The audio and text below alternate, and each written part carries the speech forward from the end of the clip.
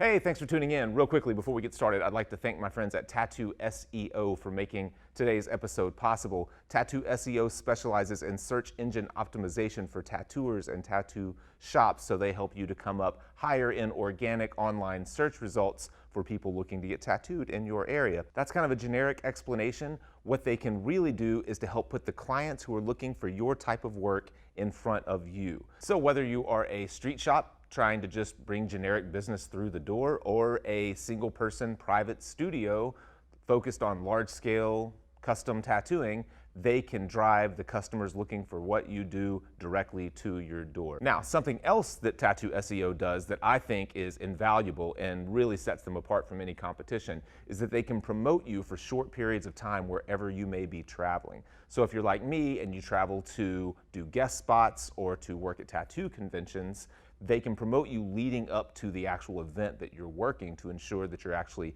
tattooing at the show rather than twiddling your thumbs and watching everyone else tattoo. I'll give you a real life example. So last year I was offered a booth at a show in Arizona about 3 weeks before the show was actually taking place. So I wanted to go and tattoo, but I hadn't promoted myself for that show leading up. So I had no clients in that part of the country and didn't want to sit around and not tattoo. So I reached out to my buddy Tony Sink at Tattoo SEO and asked if they could help to promote me in the short period of time left leading up to that event. And lo and behold, I was booked solid by the time the event got there. I tattooed all weekend and it was a complete success. So whether you're going to do a week-long guest spot in Southern California, doing a tattoo convention in New York City, they can help to promote you for those periods of time leading up to the events. That is a huge, huge benefit for working with Tattoo SEO. So I definitely recommend that you give these guys a shot by clicking the link below and signing up. You will get 50% off of your first month if you mention that you heard about them on Fireside. Thank you guys for supporting what we do and enjoy the episode. Hey, welcome to the Fireside Tattoo Podcast, the official podcast of the Fireside Tattoo Network. My name is Jake. This is Esao Andrews. I'm excited to have you on, man. I love your work. Thanks. We're at where are we? Richmond. Yeah, the Richmond Tattoo Convention. Fest. It's beautiful work by Dave Koenig, who's been on the show a couple of times, or just once. Has Dave been on just once? Just once. Yeah, great guy, and really great. Are you familiar with any of his other work? No. He's awesome. He's a great tattooer, but his illustrative work, I really love. Yeah, all this stuff is great. Yeah. Seeing it all around in big stencil. Yeah, larger than life cutouts. They're great. Yeah, he's painting on like huge wood panels and using a lot of that what do you call it? Like the pinstriping style, super long enamel looking brushes that you like pull. Yeah, beautiful work. Yeah. So it is. Yeah, maybe Dave's watching. Hi, Dave. Hi. So we were talking a little bit beforehand. You did a talk. So there's an educational that leads up to this convention, and you did a talk at the or a seminar at the educational. Yeah, I just went over my career and trying to just talk about how my upbringing and how I was trying to develop different ways to make a living doing artwork, and all like the different little one-off projects that ended up becoming bigger things, and just the experimentation and going to school, and kind of just like my life is trying to get to where I'm at now. Yeah. What was that? So we were just talking a little bit earlier. You drew at a pretty young age. You started painting pretty early on. Yeah. Did you? And you've got, for those people who don't know your work, you've got kind of your subject matter is kind of all over the place, and right? And yeah, it's pretty surreal. Right. Mostly dark, mm-hmm. and most people know from my oil paintings, but there's weird drawings, silk screening. And what were your main influences growing up? Your artistic influences? Were they surreal artists? Surrealist artists? Yeah, my dad was an elementary school teacher, and so we had like a bunch of like fairy tale books and picture encyclopedias. So there was all that stuff in the very beginning. But fast forward to, let's say, my early days in college, I was really into Joe Soren. Mm-hmm. He was an Arizona guy. Yeah. That's where I grew up, Arizona. And I went to college in New York City, School of Visual Arts, and a lot of my friends were either life painters, oil painters then, or a lot of people in the cartooning world. Yeah. And so like people like Egon Schiele I was really into. I got really into, and I'm still a huge fan of the comic book artist Al Columbia.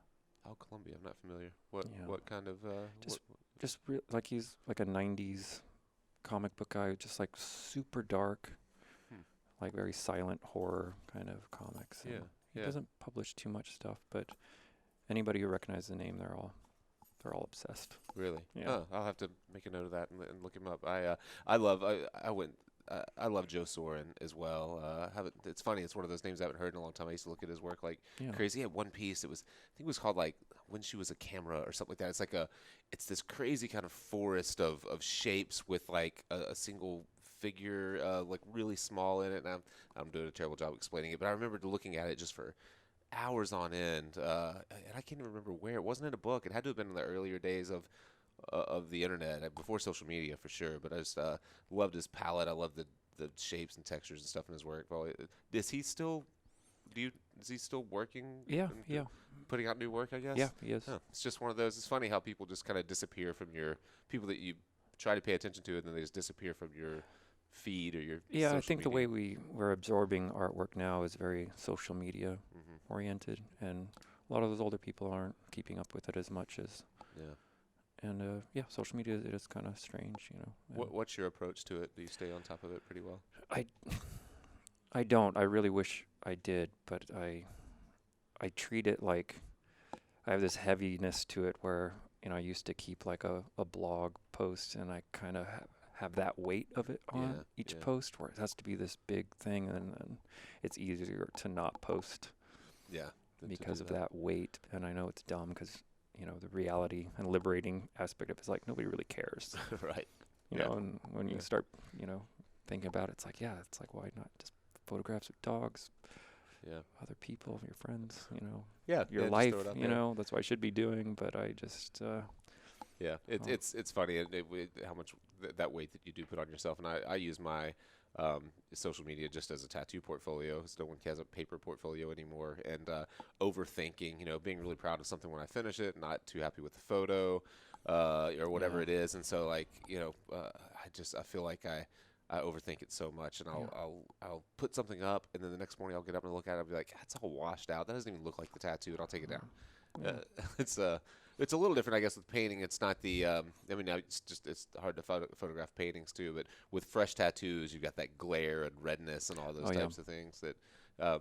Speaking of that, your designs, particularly the hot air balloon design, has been tattooed quite a few times now. Yeah. Is that crazy to you that It- people are? It's amazing. It is like it has its own life out there in the world, and it comes back. You know, it's not a normal thing, No, yeah. and I'm really appreciative of it.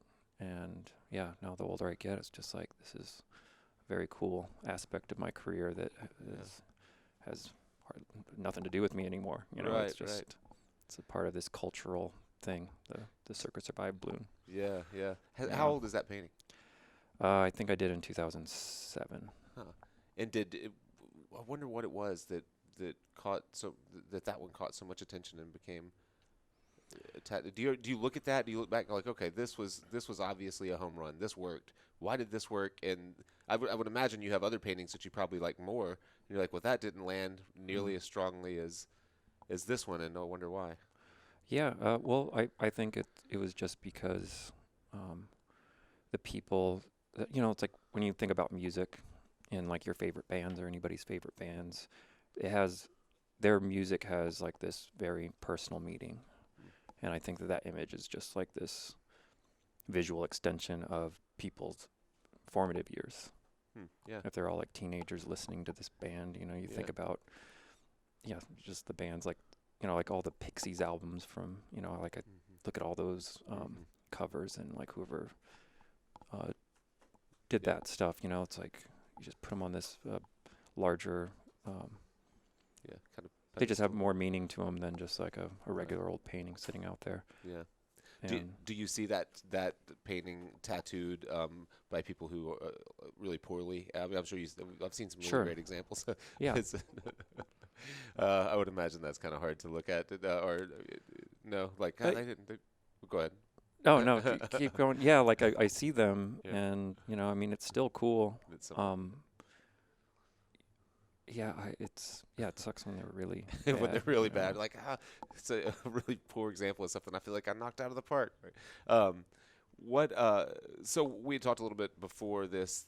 That the theme I'm trying to kind of introduce in this series is kind of discovering your own mark making, finding your own style, and you've obviously developed that. Your work, it's easily recognizable. I think, even though you're working in different kind of mediums and different subject matter, the marks are there. And is that? What are your thoughts on that? Is it something that you've done intentionally? Is it something that's evolved? A hybrid? Yeah, it must be like when I was right before we started recording, I was talking about how I was using my brother's tester model paints to paint like on paper, like just those enamel paints, and that stuff you can't. I wasn't using them right, and I was using a brush. I don't have a brush here, and I was just like blotting stuff in order to make transitions in color instead of like mixing and smoothing out. And I wonder if that kind of carried over, because then in school, like, I was all over the place. I was using charcoal and chalk, and I took acrylic classes and oil painting, figurative stuff, and I think that I never really. Yeah, it's it's hard to explain. You weren't so much looking at so the artists that we were talking about, that were influential to you. Have you ever been someone to copy work to try to learn things, or did you always just draw from imagination? Or how do you borrow or steal from other people, or do you at all? Sure. I try not to anymore, but yeah, I feel like, that guy Al Columbia, it's like anybody who's a fan of his work is stealing his stuff. He's so he has his own vision, and there's and like it's like the way I approach stuff now. It's like I'm constantly looking at the way things are shaped and the way similar things might have the same shape. So so for example, when you're building a composition, there's a certain element that you want to introduce, and you're starting with that shape and trying to think of not just complementary shapes, but what else has that same. Yeah, I want to have like some kind of mood. I'm always trying to think of that. So here's a good example of like a kind of a exercise that I do. Like let's talk about that balloon. And a balloon is just like a big shape suspended on a thin stick, or it's floating. And then I could think like, oh, well, what other things have that shape? And you could say like a lollipop, a flower, a cloud with a lightning bolt, a sleeping flamingo. Like a jellyfish thing, or so I'm like constantly like a guitar upside down. You just start thinking about that kind of that in that way, and then so it's not random. I mean those are random, but like that process ends up becoming just a way of thinking where I'm always looking for metaphors in the way things look, and then that's like where the drawing ideas come in, and then with the painting stuff, it's like has its own other approach where I'm like looking about like how to make things look like they'll bleed if you cut it, and So if you're so we're taking the shape of the balloon and finding, what's the purpose of finding similar shapes? It's just an exercise for you, or is it compositionally you're trying to reference that piece or complement that piece? Why similar shapes? I mean, because you're not incorporating them into the same. It's not like you're trying to find a complementary shape that's going into the same composition. You're talking about different paintings, and you're trying to find something consistent to introduce throughout all of them. Yeah, I'm sorry. I'm like having a tough time explaining this stuff. No, it's good. I love that idea. I love little exercises like that. Like we were talking to Andy Chambers, and he was talking about that he'll take something that's like he'll personify random objects. So he'll take green tea and where does it come from, and what are the tea leaves look like? What do they grow in? What's the best soil? And he'll personify it. He'll create and I love those types of exercises. I don't do them enough, but that sounds like one to me that's similar. For no other reason, it's just an awesome exercise to be like, well, what else looks like that? Yeah. I brought that up because, man, I thought I would have some really profound thing about it, and I'm sorry to like put that on there because it's like when I'm trying to come up with ideas, it's like I want something that's familiar, and I want it to. So like that exercise is a way to like bring new meaning to familiar objects. Like that's kind of what I was hoping to get at by kind of like losing myself on that. Okay. Because I'm like pulling from all of these familiar images, like, just like folklore, things that we all, it's like the idea of like, I'm pulling up random stuff, but, it's like, oh, bulls and red capes. Everybody knows that idea. And like, how can you use a red cape for some other reason that doesn't have to do with bulls, but maybe. Yeah. But still have that, have it tied in enough that people would know that to reference it to a bull in a red cape. Yes. Right. Yeah. So I do a lot of that because I want the audience to kind of look. Yeah. So you might find something that has a similar shape to a bull, but it's not a bull, and then you can use the red cape, and that's how you connect those dots. Yeah. I guess like I don't know why. Just like I thought I could just come up with something. No, it's happening. I do love that. That's a great idea to try to find something that that's almost the story someone knows, and then you throw a curveball in it by using something another element that introduces a new idea, but still keeps that kind of familiar subject. All right. Here's so we don't have to like trash this whole thing. Like, so I did this a drawing of a pterodactyl, and I really like this idea. I haven't painted it yet, but I did the sketch, and it's just flying in the air, and it has a baby bindle, and it looks like one of those like storks, and I just wrote on the bottom, like, I waited 150 million years for you. And it's kind of, it's funny, but it's also like this familiar thing, but it also has this other layer that's kind of sad, but funny and hopeful. And, I feel like an image like that, these are the kind of things that I'm trying to go for. It's like I want somebody to like look at it and that new combination of things has something more meaningful and poignant. Yeah.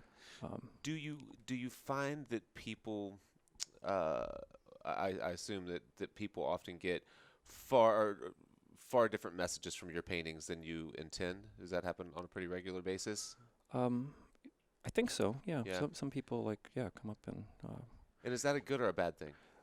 I think it's a good thing. Yeah. Yeah. I think I leave the ideas most of the time a little ambiguous enough or open-ended enough for people to kind of reinterpret it themselves. That's something that, like, if there's irony in it, it's not too obvious, or I try not to make it obvious. Because I want them to like think about it, and it is cool. I think that.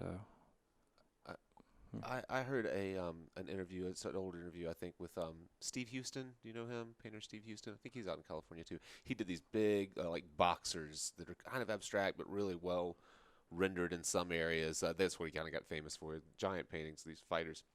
Anyways, but he was talking about the idea, that we're editorialists and we're not journalists. We're paid to have an opinion. But when if you sew it all up for someone in a nice little whatever, and seal the envelope and hand it to them, and all the problems are solved for the viewer.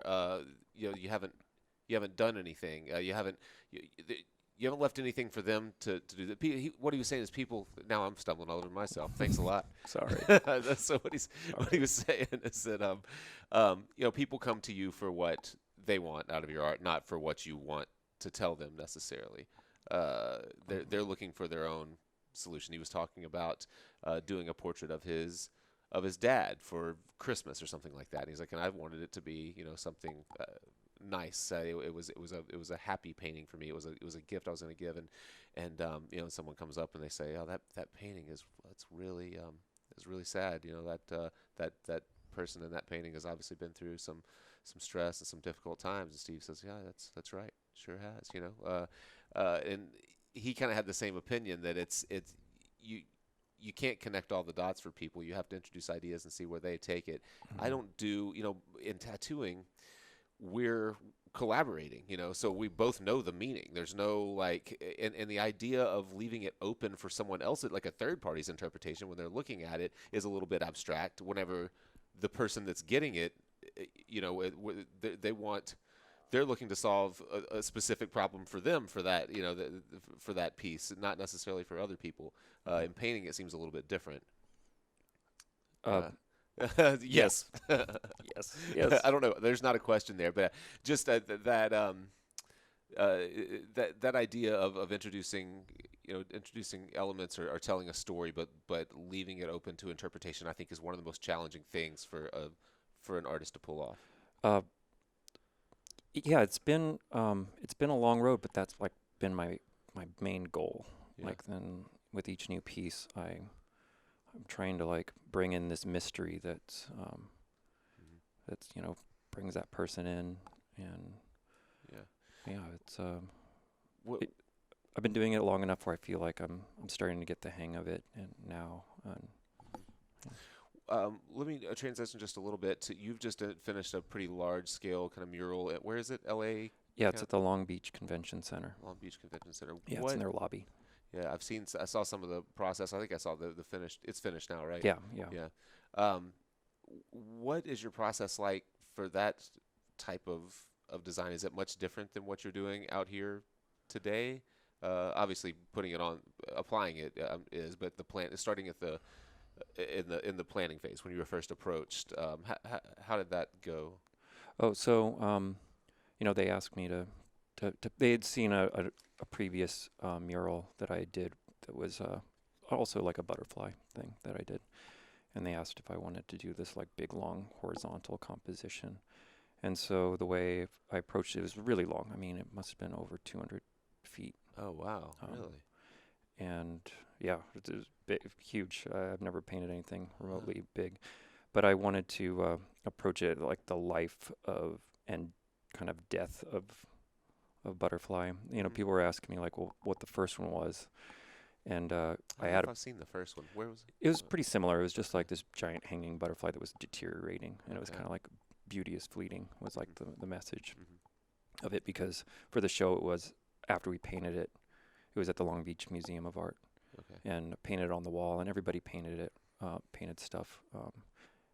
Greg Simpkins was also in there in that show, and at the end of it, all of it was just painted over, and so that was all beauty is fleeting. So took this to this big horizontal composition. I had it so when you walk in, you see this gigantic, like Jack and the Beanstalk branch. It's massive. You know, and from the distance, you don't know what it is. You're walking towards it, and I mean, just the width of the branch must be 20 feet or something. Oh wow! It's really big.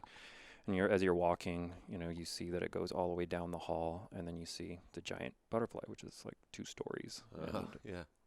And it's deteriorating a little bit, and you keep walking, and you see that there's flowers. It's springtime, and then you see the chrysalis that it comes out of, and then, you know, you walk around and you see like worm-eaten like leaves, and it's just like the life cycle of it. And that's all. It's not as deep. It's a convention center. So, it's just pretty. It's right. And that wall, from what I remember, it's not just like perfectly flat. You're dealing with a lot of it's an interesting shape when you're dealing with doors and different openings and stuff like that in it. Or when you're designing something like that, are you thinking about obviously the shape of the wall that you're putting it on, and are you thinking about how people are seeing it? Like, obviously they're looking down. Are you thinking from a standpoint of the perspective, how you're presenting it? How do you approach that? Yeah.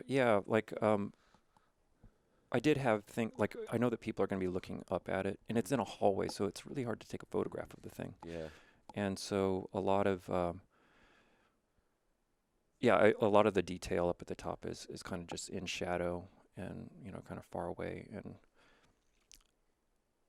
everything is kind of like tower, like it's almost like you're looking up at it from underneath. A lot of the stuff has a lot of shadows and weight underneath.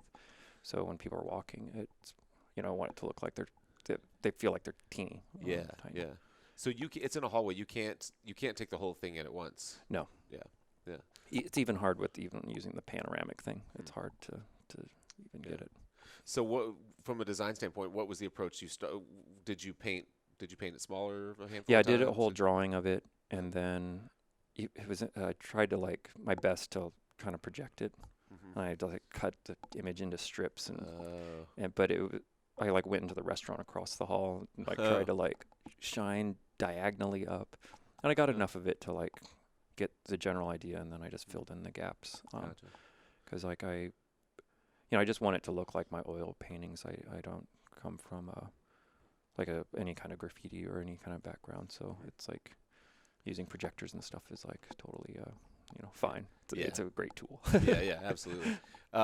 So are you using a lot of visual reference? Like, for example, the tree, the bark and stuff in the tree is really unique, and it looks like your work, but it doesn't necessarily look like the bark of most trees. Where are you pulling a lot of that from? Is it all all out of imagination? Yeah. Yeah.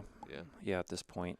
I love flaky bark. Yeah. I like bug-eaten stuff. I really Yeah. like things that look aged and weathered. It just seems like they have more of a history, and so Right. so Do you have to simplify it a lot more to work in that setting, or because of the scale you can render? Yeah. Yeah. It's crazy working that big. I'm still new to it, Yeah. and so when you're up there, you're already really tiny, and so you're already working on like just little tiny chips of bark. You don't Yeah. realize it when you're like working, and then you go down. It's like you can't even see that you did all that work. Right. So you got to simplify it and make it bigger. Yeah, I could imagine. Just thinking about where you're working on like scaffolding and stuff like that, I guess. This case was a scissor lift thing. I would think that just, if you're dealing with, a tree that's whatever you said, however many feet, like just kind of realizing where the light dissipates and stuff, and it's probably easy to kind of get lost in that, isn't it? I just had like just general ambient lighting, like Yeah. just thinking like, the bottom kind of has more of a dark top. Gotcha. and So you didn't have a strong light source in the design no. at all. Yeah, Gotcha. that would be really tricky for Yeah. to keep that consistent. Yeah. Yeah. That's it. Is that something you think you'd like to do more of, or is it Well, like large dramatic. scale? No, that like public murals, things like that, or did? Yeah, occasionally. It's really like I'm getting into this late in the game. I'm 41 now, and just kind of Yeah. getting into it. It's the physical work of it. Like it's tough. Yeah. And that thing was in the lobby. It was indoors, Yeah. but so that was like not being out in the sun is like 2/3 of the battle right there. But Right. but still, my hand still kind of hurts from it, Yeah. from just working. How long of a process was it? It was about 2.5 weeks. Oh, okay. Yeah, it wasn't That's- bad. Yeah, way shorter than I was expecting. That looks like a lot of work, and it seems like a lot of people are just like, I've keeping up with someone like James Jean, who's doing those. He's doing giant installations. It seems like, or everything he's painting seems enormous. Like, he has to have like a team of people. Yeah, he has a team. There's Yeah. people like Tristan Eaton. I don't know how he does it. Like Yeah. that guy paints like a 6-foot mural like every week. Yeah. I don't know how he does it, but he Right. does it, and he's still doing it. And and both those guys were classmates of mine at SVA. Oh, really? Yeah.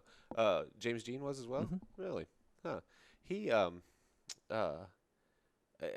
I was introduced to him early on and kind of lost him, and the next thing I knew he was just massive. Like it's Mhm. crazy how successful that guy has. Yeah, has he was become. always good, even in school, and his work ethic is unmatched. Really? Like, Yeah. But yeah, even he was a year younger than me, and his whole, and yeah, he was like the art star in Was it? college. So even at that point, Yeah. yeah.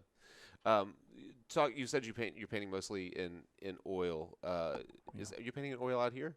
No, it's acrylic. Yeah, that's what I thought.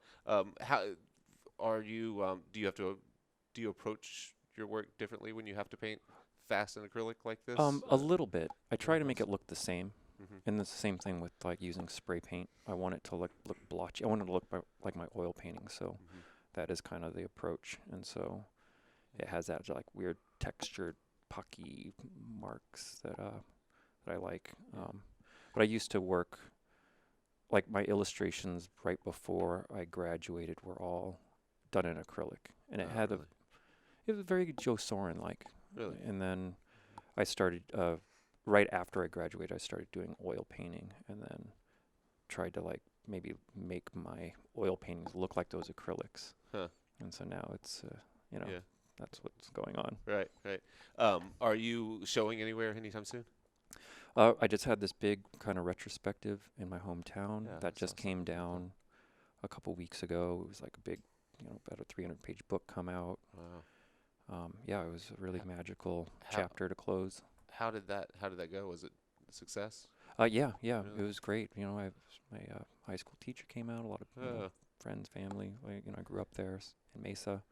Huh. Yeah. How many pieces were in the show? Oh boy! So there was like Lots. maybe 60 skateboards. Oh. I think I had 14 new paintings and maybe 30 something older works, and then my sketchbooks, and then Oh. and like some drawings and stuff, and like a whole wall full of like all the album artwork for the band. The band played Oh, really? at the closing party, Huh. and the power went out immediately when I got on stage. Oh no. Yeah, and we thought that like we thought it for was like long? them plugging all the stuff in. Uh-huh. No, it was the city. Oh, really? Yeah. Was it out for the night? Yeah, for a couple hours. So Really? they just sang Just acoustic in the dark, wow. and like maybe like almost 300 people show. It was crowded in there, Wow. and it was 115 degrees outside, and Wow. but everybody sat down all inside, and they just sang in the dark, Huh. acoustic and like a cappella or whatever, and it was like church. It was it was amazing. I think the show Yeah. was way better than it would have been if they were just like playing their set, jamming out. Yeah. Yeah. It was a That- really cool experience. Yeah. Isn't that funny how that happens and turns out to be, yes, turns out to be a plus. I'm glad you brought up sketchbooks. How do you use your sketchbooks? Are you one that like Gary, who's painting right down from you? He's like, he's highly rendering. His sketchbooks look like he could probably just tear them all out and frame them and do shows. Do you sketch like that, or are they more informational for you? A little bit. Like I do like spending a lot of effort in my sketchbooks, but I like having them be really personal. Mm-hmm. And so all my sketchbooks look kind of like newspaper articles, like where most pages have like these little sections that have like either I just did like an observational drawing of something, or I might gesso and do a little painting, Oh, and then I'll be writing about whatever I'm thinking that day, or like whatever heavy feelings, and it ends up becoming this like it looks like a magazine, Really?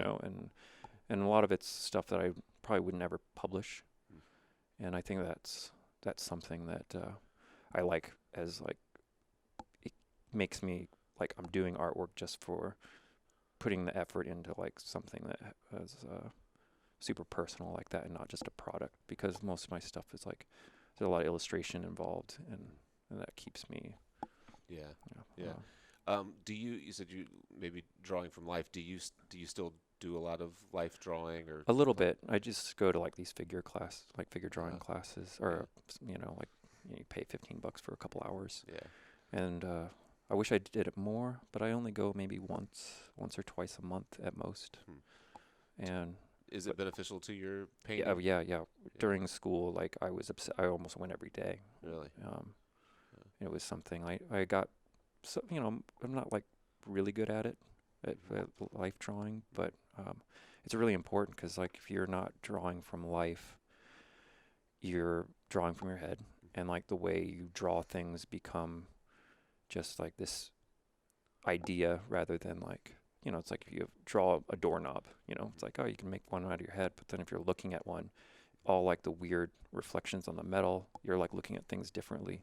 You're not looking at like the idea of a doorknob, you're looking at like the way it's sitting and reflecting in space. And I think that drawing from life, like with figures and everything, it's the same way, and you want to like keep a different So it's like basically like just kind of building your information bank that you can draw on and be like, I know, most of the time, whenever an arm is foreshortened this way, I've drawn it enough that I know that the fingers kind of do like fan out like this, or that the elbow sits here in relation to the wrist, or whatever.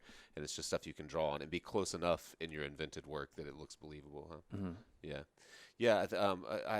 I'm like you. I don't draw from life enough. I used to have a great friend that moved away, and we did the same thing. We just split the cost of a model once a week, and it helped me so much. And I feel like not doing it and trying to create things out of my head, a lot of times I think I'm reinforcing bad ideas. I'll draw something a certain way a handful of times until it looks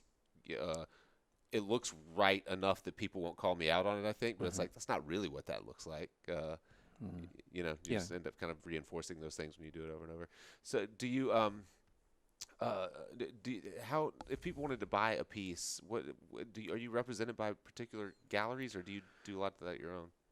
I've been just showing at, mostly like ThinkSpace curated stuff, and in the past, like Jonathan Levine, and like every once in a while, like I'll do a group show here and there, and then I'll take a couple commissions throughout the year. That's usually what's been going on. Okay. Are commissions your kind of bread and butter? Is that what you do mostly? Or? Now it's been a mix of just selling originals and then selling prints. Yeah. Right now I'm really excited with all this stuff that's kind of happening. I'm really excited to like have all these like weird product and functional art ideas. You were telling me you were going to focus some on more on merch. What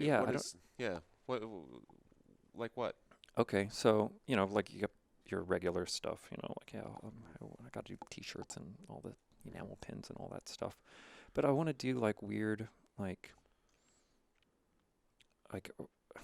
it's like I'm like scared to like say it, like, but well, if you don't want me, if you don't no, want to but like it's like stuff like I want to do functional stuff like you're asking me if I want to do more murals. I want to do like sculptures and fountains and like sundials and like stuff that's like in public spaces have some sort of function, even if it's kind of obsolete, but decorative function. Yeah. And so I'm taking like a ZBrush class, and I got this 3D printer. I'm like, it's like make prototypes just to like have professionals end up having their hand in it. But I do have a control freak kind of thing in me that I want to learn a little bit about what the process is. So I have so I'm not giving up complete control, but and then I just want to do I guess that's kind of the idea of it. Do you have much experience with a 3D printer yet? Have you been using it? No. No. A lot of people that I know have them, and I see all the stuff that they're doing. I'm like, I want that. What did you get? What kind? Is it like one of these like microwave size deals? Like it's super small. So how? I guess you print parts and you can assemble them to make something as large as you want. Yeah. The idea for this is to make prototypes.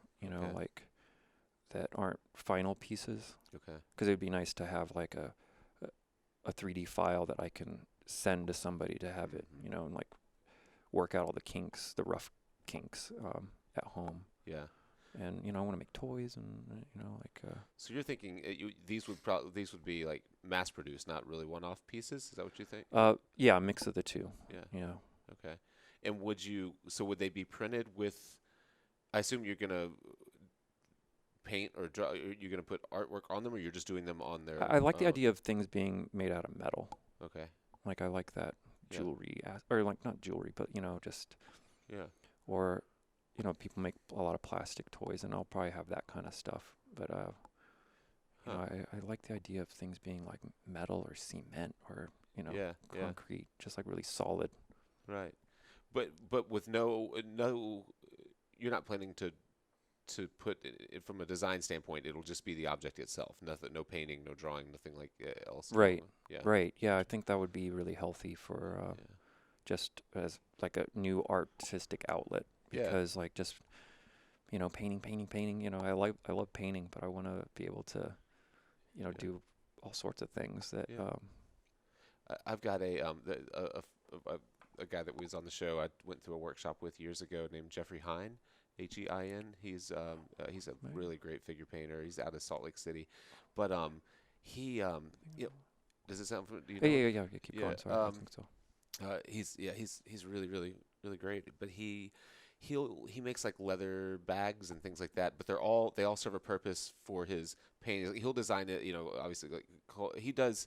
He's Mormon, I believe, in it. So he does a lot he paints a lot for the church, and so he's doing a lot of obviously period kind of pieces. So he's learned to be a really great leather worker. He's making clothes and things like that, and he's almost like a full-on engineer. He does these really large-scale paintings, all from life. He doesn't use any photo reference, and so he'll have to get someone if they're like climbing a wall or whatever. He's built a couple of scissor lifts that will like lift people up, and he'll draw these big perspective. He's got a big studio, and he'll like string up. Run string to find like his horizon and his perspective lines to know how to place them in the painting, and he'll put someone on a scissor lift that he built and jack them up in the air and have them like get in position and hold, and he's down low, working and painting. But to that point, just the idea of like he's doing it to serve his paintings better, but it's like, God, look at all these outlets you're making, these Yeah, costumes. that sounds like he's clothes. living the dream. Yeah, I mean, yeah. I love that stuff. Yeah, Yeah. me too, absolutely. And just to be able to build, could you build a functional scissor lift? I guess I could look something up online, like get a Yeah. diagram or something. I don't know, but it's really cool because I'm sure you could go buy one. You could probably buy a lot of the stuff, but it's just part of that process. Yeah, on like a smaller scale, like thinking about that kind of stuff. So I was doing a lot of time lapse stuff around, like 10 years ago. Like I was time lapsing everything, and I wanted to do these panning shots with the depth of field, and I couldn't find any kind of camera equipment for that. So I built like this weird. I went to a junk shop and bought I'll try to make this go as quick as possible, but I bought a broken remote control helicopter, Okay. and then built this weird engine where it like pulled a skateboard on glass by wrapping string around a needle with this stuff, and like had the camera, and wow. I think they're on YouTube, but I have all these Huh. like time lapse panning shots, Really? and like that's part of the process of just like Yeah. I'm gonna figure out how to make this thing, and it was like going like maybe like 1 foot every like 2 hours. Huh. Just really slow, just wrapping Yeah. a needle really slowly with Yeah. string just to pull this thing, Huh. and now stuff like this camera that we're looking into. I mean, it's tiny. Like that's why I asked if there's a depth of field on that, because I love the idea of like getting a real detailed shot, but also Yeah. like with this guy you're Yeah, talking sure. about, that's really satisfying, just problem solving in this like really crazy way. Like I Yeah. wish I could do that more, and I feel like I used to do that stuff when I was more in my formative years, just going out there and like being obsessed. Right. Um, Yeah. So you have a YouTube channel, or is some of that stuff out there for people to see? yeah, I forgot the password of it. It's just like a tomb of what was going on back then. So it's not something you actively do. Yeah, and like video or I don't even think the sound works on it anymore because of like weird digital rights, and it's just so there's just some silent videos, but there's on my website there are videos that are linked. I have a Vimeo and a YouTube, but I don't really post stuff much. But I want to get more video stuff out there. Yeah, yeah. What's the advantage or is there one to Vimeo over YouTube? I never go to Vimeo. It's more art-focused stuff there. It seemed to me at the time that people were saying that like the compression quality was better, but that's I don't know. I don't use it enough to like have a real opinion. Yeah, yeah. We never started a Vimeo channel, but I don't know why we would. Do you watch? No, don't watch anything on Vimeo. Gotcha. Yeah, YouTube. Yeah, Just do YouTube. Everything's on YouTube. So if people want to keep up with you, what's the best way? I post on Instagram And twice a week. Is it just Esao? It's it's just ESAO. yeah. No underscores, no anything. Yeah, I lucked out. Yeah, that's awesome. Having Yep. having a name like that makes it a little bit easier. Yeah, I bet I can't get Jake. Yeah, my dad spelled it wrong. Oh, on my birth really? certificate. It's supposed to be ISAO. That's like the kind of Really? Japanese American, like the spelling of it Yeah. is ISAO, and it's not that uncommon of a name. Yeah. but ESAO is just spelled, it's wrong. Really? So And they it's- just didn't yeah. do just poor communication on your parents' Yeah, I got part? Esao.com, I got Esao.net, I Awesome. got Esao at Instagram, but somebody took Esao at Twitter, but I don't really Yeah. banter at all, so I Yeah. don't know how to, I don't use Twitter. Yeah, got you. So are you taking new commissions now if people were Yeah. interested? Yeah. And Yeah. the best way to reach out is through one of those mediums or through email? I think email is the better one, Okay. kind of. We'll be sure to link to Oh, all thanks. that just in case. Thanks. And I'd love to see. I'll keep up. I'd love to see whatever you end up 3D printing. I know, should- like I'm talking a lot of talk, and I'm putting it out there because Yeah. I need to Hold yourself do it. But this is the accountable. time. Like the show's over. That big mural project is over. You know, this was the last thing. Like Yeah. being here in Richmond. Besides going to my friend's bachelor party. Like this is like the That's it. last like thing. So Yeah. now it's all me like doing all this stuff. I'm pretty excited about these new New couple chapter. years. Yeah. Yeah, new chapter. Yeah. Well, I'm excited to follow it. Yeah. So, well, guys. ESAO on just type that in. You'll find it on all platforms. I guess that's the easiest way to go. Thanks, man, for taking the time. I Okay, really thanks. appreciate it. You did great. Okay, sorry for the rocky start. No, no. 'cause, you know, I'm not used to talking. I'm glad we were able to talk you into it. I could tell when I first brought it up to you. I could see it in your eyes. You're like, oh hell no, I'm not about to do No, that. I got to force myself to do this stuff because I'll just get better at it. You will, absolutely, and you did great. So thank you guys as always for supporting what we do. We'll link to all the pertinent stuff that we talked about in the show description, and we'll see you next time. Thanks.